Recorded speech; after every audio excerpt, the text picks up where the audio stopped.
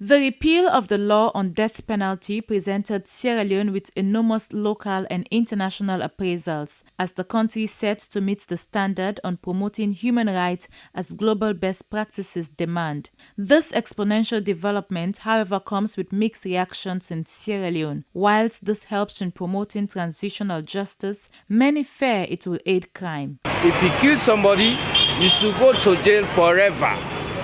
If you don't want that person to be killed also, you should go to jail forever. Because if you release that person into society, he goes into that community, yeah, you know what will happen. When somebody kills because they're unlawful, I guess if we don't back comes back. I believe when someone kills, he should also be killed, because if you kill a human being, his entire family suffers, especially if that person is their only source of livelihood. When you kill somebody with a responsible family, I don't know, so take off that, the family don't go behind. For me, it's good in another way, because one, as all man can do something, God is able to forgive person. For me, the abolition of the death penalty is good because even God himself forgives us for the things we do. So I think a longer or life imprisonment is better because after that punishment, the person might never repeat that crime. But state killing is bad because we are all citizens and we can never tell. Maybe in future, that person will become a better person that will benefit the country. We are citizens and maybe in future that person will afterwards become a better person in society. Primary findings of the country's 11 years of civil war, as revealed in Volume 2, Chapter 2 of Sierra Leone's Truth and Reconciliation Commission report, which notes that successive governments abused the death penalty to eliminate political opponents, and the continued existence of death penalty posed a threat to civil society based on respect for human life. This, according to leading human rights organizations like Amnesty International, was the major reason they are advocating for the abolishment of the death penalty. Look at the history of all these brutal killings. We see that they were done just out of malice. They were done to silence political opponents. Like the case of Francis Michel Mina, the former vice president, of the APC government at that time. It had nothing to really to do with the so-called treason trials or the treason. We saw how he was even charged with what they call misprision of treason. And that's a crime which to date nobody can really explain what is misprision of treason. In fact, it's only recently that facts have emerged that those charges were just trumped up to get rid of Mina and others.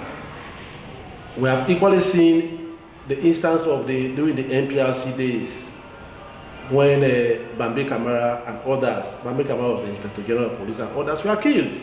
So you see that there is a lot of bitterness, acrimony, and hatred, among the people, especially those whose families have suffered from such killings. 22 years after the Civil War, the Bio-led government acted on the recommendation of the TRC report for the abolition of the death penalty. Before the symbolic signing of the Abolition of the Death Penalty Act of 2021, President Julius Maada Bio noted that the state has absolutely no obligation to undertake judicial killings of its own citizens in order to instill law and order or for political gain.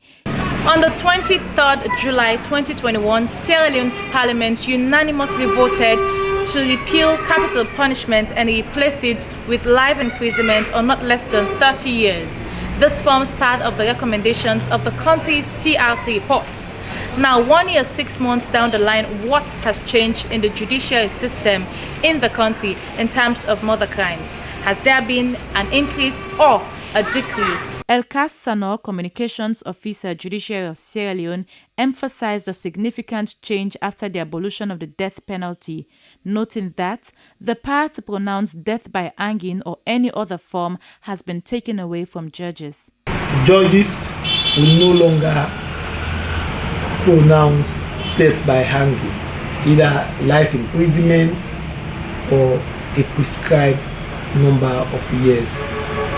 Assistant Superintendent of Corrections, ASP Nana Sise, confirmed an increase in crimes attracting the death penalty. 115 male and 5 female inmates who were condemned had their sentences commuted to life imprisonment after the abolition of the death penalty. Currently, they have a total of 158 male and 18 female life imprisonment inmates. There has been an increase because, as you see, the numbers do changes.